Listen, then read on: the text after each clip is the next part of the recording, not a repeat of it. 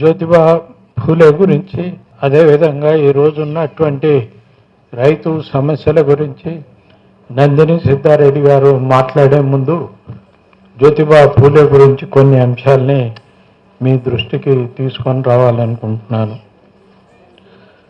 మనకందరికీ తెలుసు, జ్యోతిబా ఫూలే ఒక శూద్రులకు, అందులో శూద్రులకు విద్య అందించినటువంటి మొట్టమొదటి వ్యక్తి. దేశంలో అతి శూద్రులకు విద్యను అందించినటువంటి మొట్టమొదటి వ్యక్తులు జ్యోతిబా ఫూలే, సావిత్రిబా ఫూలే. అది వరకు ఎవరో కొంతమంది చదువుకున్న శూద్రులు మాత్రమే చదువుకున్నారు. అది కూడా బ్రిటిష్ పీరియడ్లో వాళ్ళ స్కూల్స్, కాలేజెస్ వచ్చిన తర్వాత. కానీ అంతకుముందు భారతదేశంలో శూద్రులకి చదువు నిరాకరించబడింది. అతి శూద్రుల గురించి మాట్లాడాల్సినటువంటి అవసరమే లేదు. ఇప్పుడు మనం ఎవరైతే దళితులు అని అంటున్నామో ఆ కేటగిరీని ఆయన అతి శూద్రులు అన్నారు. శూద్రులు అంటే రైతుల నుంచి మొదలు పెట్టుకొని వృత్తిదారులు, వీళ్ళందరినీ కూడా శూద్రులు అని చెప్పారు. ఆయన సమాజాన్ని రెండే విభాగాలు చేశారు. ఒకరి బ్రాహ్మణులు, ఇంకొకరు బ్రాహ్మణేతరులు. ఈ బ్రాహ్మణేతరుల్లోనే శూద్రులు వీళ్ళంతా కూడా వారు చెప్పారు. జ్యోతిబా ఫూలే పుట్టినటువంటి సమయమేమో మనకి 1827లో పుట్టారు. ఆయన ఏప్రిల్ 14th అని నిర్ధారించారు, కానీ ఆయన నిజంగా పుట్టింది ఎవరికి తెలియదు. ఎందుకంటే జ్యోతిబా ఫూలే కుటుంబంలో వాళ్ళ తండ్రి గోవిందరావు ఫూలే చదువుకున్నటువంటి వాడు ఏం కాదు. తన కొడుకు ఎప్పుడు పుట్టాడు అని రికార్డ్ చేసుకోగలిగినటువంటి కుటుంబం కాదు ఆయనది. కనుక ఆ రోజున, ఈయన పుట్టినరోజుకు ముందు రోజు అక్కడ పూణేలో శనివారం వాడ, అప్పటికి పేష్వాల రాజ్యం అంతం చెంది అక్కడ బ్రిటిష్ పరిపాలన ఏర్పడింది పూనాలో. అయినప్పటికీ అంతఃపురాన్ని శనివారం వాడ అంటారు. ఆ శనివారం వాడలో అగ్ని ప్రమాదం సంభవించిన మరోజు ఈయన పుట్టాడు అని ఒక లెక్క. దాని ప్రకారంగా ఆయన 11th ఏప్రిల్ పుట్టి ఉంటాడు అనేది ఒకటి నిర్ధారించారు. చనిపోయినటికి ఆయన చాలా ప్రసిద్ధుడయ్యాడు కనుక November 28 ఆయన చనిపోయినటువంటి రోజును చరిత్రలో అది నమోదైంది. జ్యోతిబా ఫూలేకు మిగతా సామాజిక సంస్కర్తలకు ఉన్నటువంటి తేడా ఏంటంటే, మిగతా సామాజిక సంస్కర్తలంతా కూడా, అది రవీంద్రనాథ్ ఠాగూర్ కానీ, లేకపోతే అంతకుముందు ఉన్నటువంటి రాజా రామ్మోహన్ రాయ్ కానీ, మన రాష్ట్రంలో చూసుకుంటే కందుకూరి వీరేశలింగం కానీ, గురిజాడ కానీ, చిలకమర్తి కానీ, పానుగంటి కానీ, వీళ్ళంతా కూడా ఎక్కువ భాగం బ్రాహ్మణుల్లో సంస్కరణలు తీసుకురావడానికి ప్రయత్నించినటువంటి వాళ్ళు. బ్రాహ్మణులు కాకుండా బ్రాహ్మణేతరులలో సంస్కరణలు, బ్రాహ్మణేతరులకు విద్యను అందించటం, వాళ్ళను చైతన్యం చేయటం అనేటువంటి లక్ష్యాన్ని స్వీకరించినటువంటి వాడు జ్యోతిబా ఫూలే. అందుకని ఆయన రచనలు మిగతా వాళ్ళ రచనల కంటే కూడా భిన్నంగా ఉంటాయి. ఫూలేకి ఒక 40 సంవత్సరాల తర్వాత రవీంద్రనాథ్ ఠాగూర్ పుట్టారు. రవీంద్రనాథ్ ఠాగూరు కూడా రైతు సమస్యల్ని ప్రస్తావించాడు, కానీ చాలా తక్కువగా. ఆయన రాసినటువంటి నవలల్లో అతి ముఖ్యమైనటువంటి నవల గోరా. బ్రహ్మ సమాజం యొక్క ఎవల్యూషన్ కానీ, లేకపోతే ఆ బ్రహ్మ సమాజం ఆ రోజున్నటువంటి సొసైటీ మీద ఎలాంటి ఇంపాక్ట్ చూపించింది తెలుసుకోవాలంటే మనం గోరా నవల చదవాల్సిందే. ఆ నవలలో 5-6 పేజీలు ఆయన, అదో 300 పేజీల నవల, అందులో 5-6 పేజీలు ఆయన రైతులు ఏ విధంగా దోపిడీ అవుతున్నారు, ఎట్లా వాళ్ళని దోచుకుంటున్నారు, పురోహితులు ఎట్లా దోచుకుంటున్నారు, ఊరిలో వడ్డీ వ్యాపారం చేసేవాళ్ళు ఎట్లా దోచుకుంటున్నారు అనేటువంటి దాని మీద రాశాడు.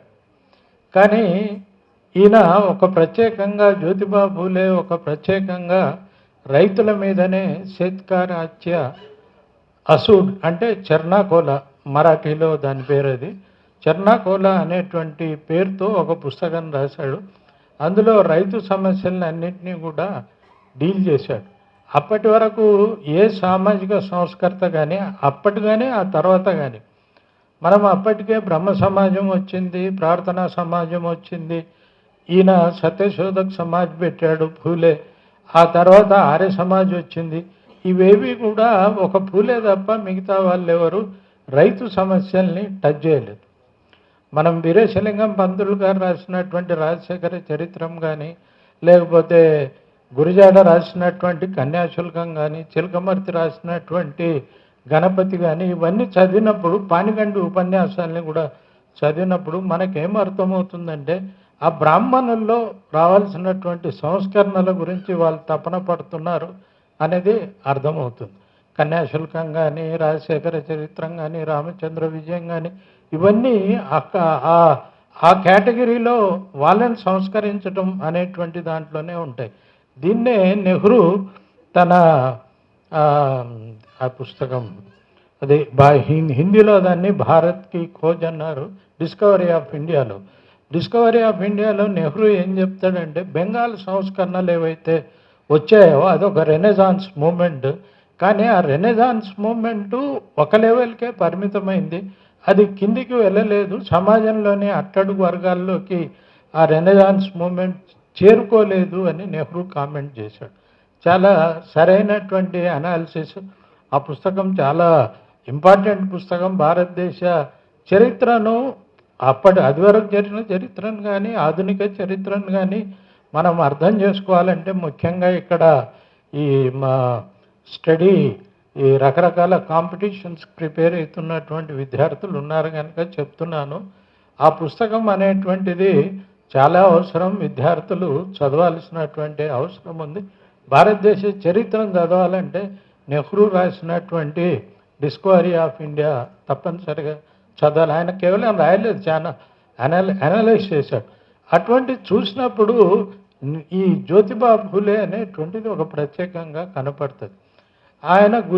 ఆయనకు వచ్చినటువంటి పాపులారిటీ చాలామంది చదివిందంతా కూడా గులాంగిరి పుస్తకం. అంటే శూద్రులు ఎట్లా గులాంలై పనిచేస్తున్నారు అనేటువంటి దాని మీద ఆయన రాశాడు. కేవలం దానికే పరిమితం అయితే లాభం లేదు, ఆయన విద్యారంగంలో చాలా కృషి చేశాడు. ఎందుకని విద్యారంగం కింది వాళ్లకు అందటం లేదు, అందాల్సిన అవసరం ఏమిటి అనేటువంటి దాని మీద చాలా వివరంగా రాశాడు. హంటర్ కమిషన్కు ఒక రిపోర్ట్ ఇచ్చాడు.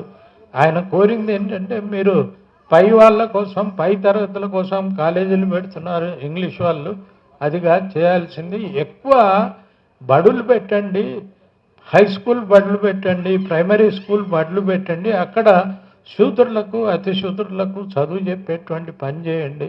కానీ ఏవో కొంతమంది ఉన్నత కులాలకు సంబంధించినటువంటి వాళ్ళకు మాత్రమే ఉపయోగపడే కాలేజీలు పెడితే మీరు లాభం లేదు అని చెప్పేసి హంటర్ కమిషన్ ముందు కూడా చాలా రిపోర్ట్ ఇచ్చాడు. దాంతోపాటు రైతాంగ సమస్యల మీద కూడా ఆయన మొట్టమొదటి సామాజిక సంస్కర్త. అసలు మొట్టమొదట లేకపోతే సామాజిక సంస్కర్తల్లో ఈయన ఒక్కడే రైతు సమస్యని ప్రస్తావించాడా అని కూడా చూడాలి. నాకు అనిపించినంత వరకైతే మొట్టమొదటి వాడు ఫూలేనే, బహుశా ఈయనే చివరి వాడు కూడా కావచ్చు సంస్కర్తల్లో. ఈయన చెప్పింది ఏంటంటే రైతుల్ని రెండు విధాలుగా దోపిడీ అవుతున్నాడు. ఒకటేమో సామాజిక అంశాల్లో దోపిడీ అవుతున్నాడు, వాడి చేత రకరకాల క్రతువులు చేయించి వాడిని దివాలా దీయిస్తున్నారు. ఇదే మన రవీంద్రనాథ్ ఠాగూర్ రాసింది కూడా ఇదే, వాడికి రకరకాల క్రతువులు చేయించి వాడిని దివాలా దీయిస్తున్నారు. మరొక వైపున కులకర్ణీలు అంటే అక్కడ మరాఠవాడలో పట్వారీలు, మరాఠవాడ కాదు మహారాష్ట్ర, మొత్తం మహారాష్ట్రలో అది సెంట్రల్ ప్రావియన్స్ ప్లస్ బాంబే ప్రావియన్స్లో ఉండింది. మహారాష్ట్రలో ఈ కులకర్ణీలు దోపిడీ చేస్తున్నారు, రైతును మోసం చేస్తున్నారు. వాళ్ళకు తెలియదు, అమాయకులు, వాడిని తిప్పించుకొని చేస్తారు, లంచాలు తీసుకుంటారు.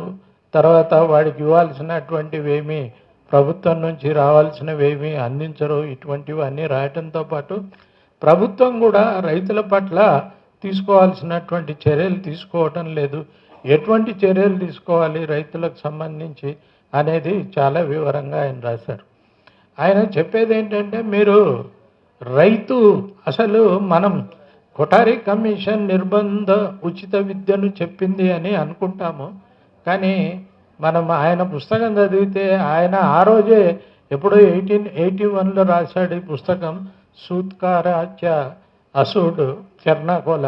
అందులో ఆయన చెప్పింది ఏంటంటే రైతు పిల్లలు తప్పనిసరిగా వచ్చి విద్య నేర్చుకునేటువంటి విధంగా గవర్నమెంట్ ఒక చట్టం తీసుకొని రావాలి, ఒక నోటిఫికేషన్ జారీ చేయాలి అని చెప్పారు. ఇప్పుడు మనం ఏదైతే నిర్బంధోచిత విద్య అంటున్నామో 14 ఏజ్ వరకు, 14వ సంవత్సరం వరకు పిల్లలందరూ కూడా తప్పనిసరిగా స్కూల్కి రావాలని ఒక డిమాండ్. ఇప్పుడు అది అమలు కూడా కావట్లేదు అనుకోండి, కానీ ఆ డిమాండ్ ఏదైతే ఉందో అది ఎప్పుడో 1881లోనే ఆయన ఆ డిమాండ్ను తీసుకొచ్చాడు. ఆ తర్వాత రిజర్వేషన్స్ను ఫస్ట్ టైం సూచించినటువంటి వ్యక్తి కూడా ఫూలేనే. ఆయన సూచించినటువంటి రిజర్వేషన్స్ కొద్దిగా భిన్నంగా ఉన్నాయి. ఆయన ఏం చెప్తాడంటే, ఇప్పుడు ప్రభుత్వంలో కానీ లేకపోతే రకరకాల రాజుల దగ్గర కానీ ఎక్కడైనా సరే బ్రాహ్మణులే ఉద్యోగులుగా ఉంటున్నారు. అప్పటికి బ్రిటిష్ ప్రభుత్వం ఏర్పడింది కనుక బ్రిటిష్ ప్రభుత్వంలో కూడా బ్రాహ్మణులే ఉద్యోగులుగా ఉంటున్నారు. దానివల్ల రైతులకు చాలా నష్టం జరుగుతుంది, రైతుల సమస్యలను వాళ్ళు పట్టించుకోవట్లేదు. అందుకని ఈ కొంతకాలం పాటు బ్రాహ్మణులకు ఉద్యోగాలు లేకుండా కేవలం రైతుల పిల్లల నుంచే మీరు ఉద్యోగాల్ని భర్తీ చేయాలి అనేటువంటి ఒక డిమాండ్ని ముందు పెడతాడు. ఆ తర్వాత బ్రాహ్మణులకు మాత్రమే కాకుండా ఇతరులకు కూడా ఉద్యోగాల రిజర్వేషన్లు వర్తింపజేయాలనేటువంటి డిమాండ్ కూడా ఆయన ఇంగ్లీష్ ప్రభుత్వం ముందు పెడతాడు. ఇంగ్లీష్ ప్రభుత్వం ఆ డిమాండ్ ఏం పట్టించుకోలేదు. కానీ ఆయనకు మద్దతుదారుగా ఉన్నటువంటి సాహు మహారాజ్ ఆయన తన రాజ్యంలో ఈ రిజర్వేషన్లను ప్రకటించాడు. బ్రాహ్మణేతరులకు కూడా సీట్లు వచ్చేటట్టుగా, ఆ ఉద్యోగాలు వచ్చేటట్టుగా కేవలం బ్రాహ్మణులు కాకుండా బ్రాహ్మణేతరులకు కూడా. ఆ రోజు ప్రధానంగా ఘర్షణ బ్రాహ్మణులకు బ్రాహ్మణేతరులకు మధ్య కనిపిస్తుంది మనకు. బ్రాహ్మణేతరులకు కూడా ఇవ్వాలి అని ఆయన సాహు మహారాజ్ తన రాజ్యంలో ఆ రిజర్వేషన్లను అమలు చేశాడు. దానికి కారణం ఏంటంటే జ్యోతిబా ఫూలేనే. జ్యోతిబా ఫూలే ఉద్యమాలన్నింటికీ ఆయన సహకారం చేశాడు. జ్యోతిబా చనిపోయిన తర్వాత అంబేద్కర్ వచ్చాడు. అంబేద్కర్ ఉద్యమాలకు కూడా సాహు మహారాజు చాలా సహాయం చేశాడు. సాహు మహారాజు యొక్క గొప్పతనం ఏంటంటే అతను దళిత సమస్యను చాలా సీరియస్గా తీసుకున్నటువంటి వ్యక్తి. ఎవరైనా వచ్చి తన దగ్గరికి ఒక దళితుడు వచ్చి ఆయన్ని అడిగాడట, నాకు ఏదైనా సహాయం చేయమని. అంటే సాహు మహారాజ్ ఏం చెప్పాడంటే, నువ్వు వెళ్ళి ఆ సతారా దీంట్లో మంచి సెంటర్లో చూసి నువ్వు ఒక హోటల్ పెట్టు, టీ హోటల్ పెట్టు అన్నాడు. నేను టీ హోటల్ పెడితే ఎవడు తాగుతాడండి, దళితుడిని ఎవడు రాడు కదా. అంటే లేదు నువ్వు పెట్టు, ఎట్లా రారో నేను చూస్తానని చెప్పాడట. చెప్పి ఆయన చేత హోటల్ పెట్టించాడు, దానికి కావాల్సిన డబ్బులు ఇచ్చాడు. తనని ఎవరైనా కలవడానికి వస్తే ఉదయం పూట ఆ హోటల్కి దగ్గర రా అని చెప్పేవాడట మహారాజు. ఈ మహారాజు వెళ్ళి హోటల్లో కూర్చునేవాడట, చిన్న టీ కొట్లో కూర్చుంటే ఆ వచ్చిన వాడు వస్తాడు కదా ఇట్లా కలవడానికి రాజుగారిని. ఈయన టీ ఆర్డర్ చేసేవాడు, ఈయన తాగుతుంటే వాడు కూడా తాగాలిగా. దళితుని చేతి నుంచి అయినా సరే టీ తాగడం అనేటువంటిది అలవాటు చేసినటువంటి వ్యక్తి సాహు మహారాజు. అటువంటి సాహు మహారాజు అంబేద్కర్ కూడా సహాయం చేశాడు. సాహు మహారాజు మీద కూడా ఫూలే యొక్క ఇంపాక్ట్ చాలా ఎక్కువగా ఉంటుంది, చాలా ప్రభావం ఆయన మీద చూపిస్తుంది. అట్లా ఈ ఉద్యమాల్ని కేవలం సాంస్కృతిక రంగంలో, సామాజిక రంగంలో కాకుండా రైతు ఉద్యమాల గురించి కూడా ఆయన చాలా పట్టుదలగా కృషి చేసినటువంటి వ్యక్తి. ఆయన ఎటువంటి వ్యవసాయం కోరాడంటే ఆధునిక పనిముట్లను ఉపయోగించాలి వ్యవసాయంలో అని సూచించాడు, ఆయన కోరాడు. ఆయన ఏం చెప్పాడంటే, కొంతమంది కమ్మర్లను, వడ్రంగులను మీరు విదేశానికి తీసుకెళ్ళండి, చూపించండి అక్కడ ఎటువంటి మిషన్స్ తయారవుతున్నాయో, వ్యవసాయంలో ఎట్లా వాటిని ఉపయోగిస్తున్నారు. ఈ వడ్రంగులు, కమ్మర్లు, చదువుకున్నటువంటి వడ్రంగులు, కమ్మర్లు ఎవరైనా ఉంటే వాళ్ళని పట్టుకెళ్ళండి విదేశాల్లో, కొంతకాలం ఉంచండి, ఆ వ్యవసాయ పొలాలు చూపించండి, ఈ పనిముట్లు ఎట్లా తయారు చేస్తారో చూపించండి. భారతదేశం వచ్చాక వాళ్ళ చేత పనిముట్లను తయారు చేయించి వ్యవసాయంలో వాటిని అమలు చేయించండి అని చెప్పి సజెస్ట్ చేశాడు. అటువంటి ఆలోచన అప్పటి వరకు బ్రిటిష్ ప్రభుత్వానికి కూడా లేదు. ఏ సంస్కర్తకు కూడా ఆ విధమైనటువంటి ఆలోచన లేదు. తర్వాత రైతు పిల్లలు రాకపోవటానికి కారణం ఏంటంటే ఆయన ఒక విషయం చెప్తాడు. మీరు బ్రాహ్మణుల నుంచి టీచర్లను నియమిస్తే బ్రాహ్మణులు క్రతువుల్లో ఈ పౌరోహిత్యంలో బిజీగా ఉంటారు కనుక వాళ్ళు సరిగా చదువు చెప్పలేరు. మీరు రైతు కుటుంబాల నుంచి టీచర్లుగా నియమించాలి, అప్పుడే రైతులకు ఉపయోగం కలుగుతుంది, శూద్రులకు విద్య అనేటువంటిది లభిస్తుంది. అట్లా కాకుండా బ్రాహ్మణులు వాటి రకరకాల అవగేషన్స్తో ఉన్నటువంటి బ్రాహ్మణులను పెడితే ఏం లాభం అని చెప్పి బ్రిటిష్ ప్రభుత్వానికి సూచించాడు. ఆ ప్రభుత్వం ఆ కాలంలో అటువంటి నిర్ణయాలు ఏమీ చేయలేదు, కానీ బట్ ఈయన మాత్రం అటువంటి సూచనలు కూడా చేశాడు. ఒక మౌలికమైనటువంటి తేడాను, ఒక విప్లవాత్మకమైనటువంటి ఆలోచనను తీసుకురావటంలో పూలే చాలా గొప్ప కృషి చేశాడు. ఇక్కడ మనం పూలే భార్య గురించి కూడా చెప్పాలి. సావిత్రిబాయి పూలే భార్య గురించి కూడా, ఆమె ఏం చదువుకోలేదు కానీ పూలేనే అక్షరాలు దిద్దించి ఆమెను విద్యావంతురాలని చేయించాడు. ఎంత విద్యావంతురాలంటే ఆమె చేత టీచర్ శిక్షణ కోర్సు చేయించి ఆ పరీక్ష రాయించి ఆ పరీక్షల్లో పాస్ అయింది ఆమె. ఆ తర్వాత ఆమె స్కూల్స్ పూణే నగరంలో దాదాపు 8 స్కూల్స్ వాళ్ళ ఆధ్వర్యంలో నడిచాయి, ఈ దంపతుల ఆధ్వర్యంలో నడిచాయి. అదేవిధంగా వితంతు వివాహాలు కూడా ఈయన ప్రోత్సహించాడు. వితంతు వివాహాల్ని మన దగ్గర ఒక 40 ఏళ్ళు గ్యాప్ ఉంటుంది పూలేకి, కందుకూరు వీరేశలింగంకి, ఆయన కూడా ప్రోత్సహించారు. మనం కందుకూరు వీరేశలింగం వితంతు వివాహాలు చేయించాడు అనేది చాలా చదువుకుంటాము, మన పాఠ్యపుస్తకాల్లో ఉంటుంది. కానీ పూలే గురించినటువంటి అటువంటి సమాచారం మనకు పెద్దగా అందుబాటులో లేదు. కానీ కొన్ని ప్రచురణాలయాలు కొన్ని పుస్తకాలు తెచ్చాయి, కానీ పాఠ్యపుస్తకాల్లో దానికి సంబంధించినటువంటి సమాచారం మనకు పెద్దగా ఉండదు. అది ఉండాల్సినటువంటి అవసరం కూడా చాలా ఉంది. ఆ విధంగా పూలే పశుమాంసం గురించి కూడా ఆయన మాట్లాడాడు. పశుమాంసం తినాలా వద్దా, అనుమతించాలా వద్దా? ఆయన అనుమతించవద్దు అని చెప్పలే. ఆయన ఏం చెప్పాడంటే, ఇండియాలో ఉండే పశువులను మీరు తినడం మొదలు పెడితే ముస్లింలు, క్రిస్టియన్లు పశువులు తగ్గిపోతాయి కనుక విదేశాల నుంచి మీరు పశువులు తెప్పించుకొని ఆ మాంసం తినండి, కానీ ఇండియాలో పశువుల్ని తినవద్దండి అని చెప్పాడు. అంటే ఒక వాస్తవికమైనటువంటి దృక్పథాన్ని ఆయన చెప్పాడు.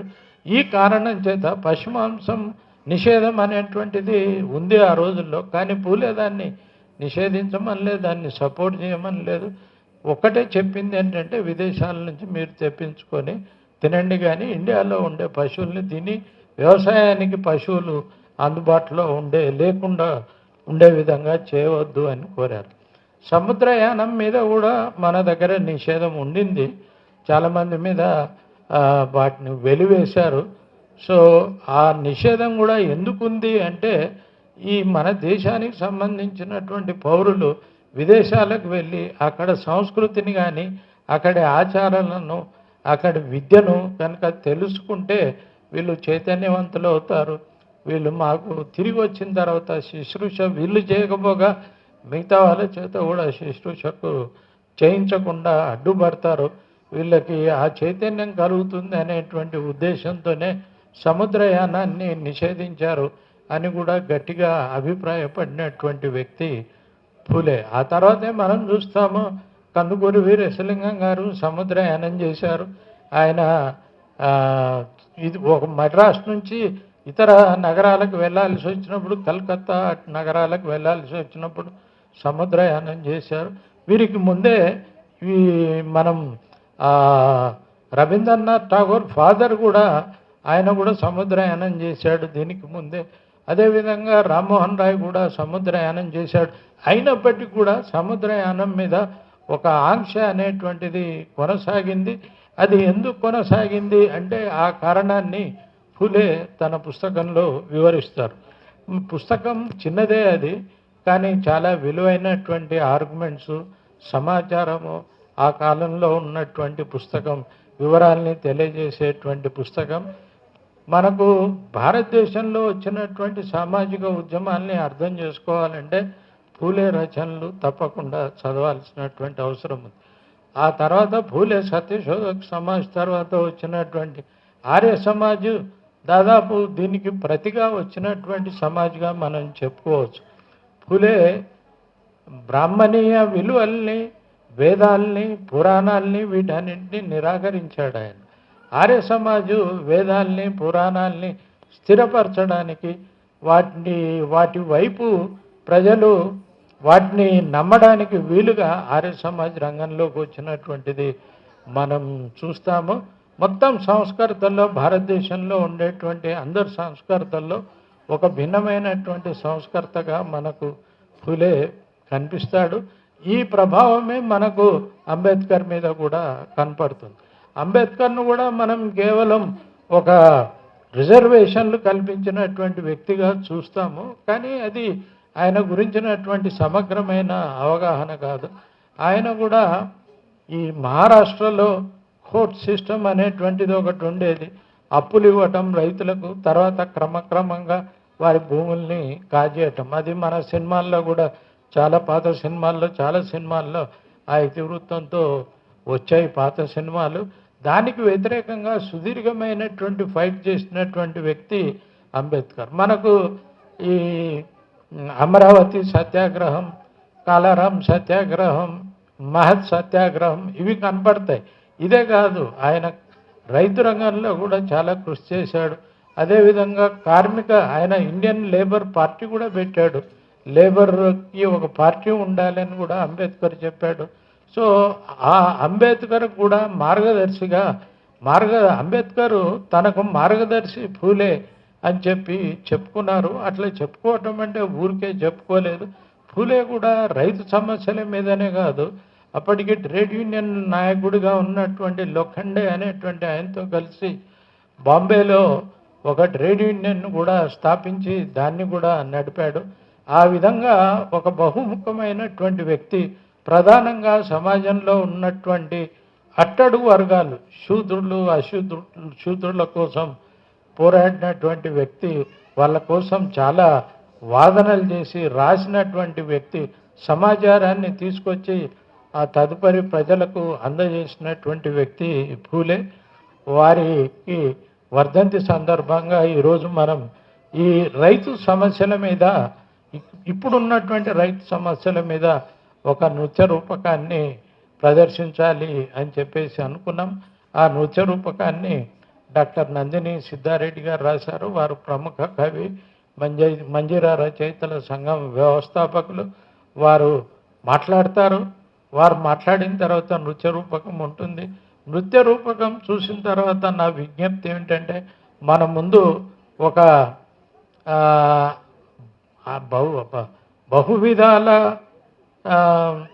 సామర్థ్యం కలిగినటువంటి వారు, ఆర్టిస్టు, రచయిత, గేయ రచయిత, అనేక విధాల్లో అనేక రంగాల్లో ఆయన ఆరితేరినటువంటి వారు బ్నిమ్ గారు మనం ముందున్నారు. వారు ఈ నాటకం అయిపోయిన తర్వాత, నృత్య రూపకం అయిన తర్వాత దాని మీద తమ స్పందనని తెలియజేస్తారు. ఇంకెవరైనా పెద్దలు స్పందన తెలియజేయదలుచుకుంటే అప్పుడు తెలియజేయవచ్చు. ఇప్పుడు నేను డాక్టర్ నందిని సిద్ధారెడ్డి గారిని మాట్లాడాల్సిందిగా కోరుతున్నాను. Thank you.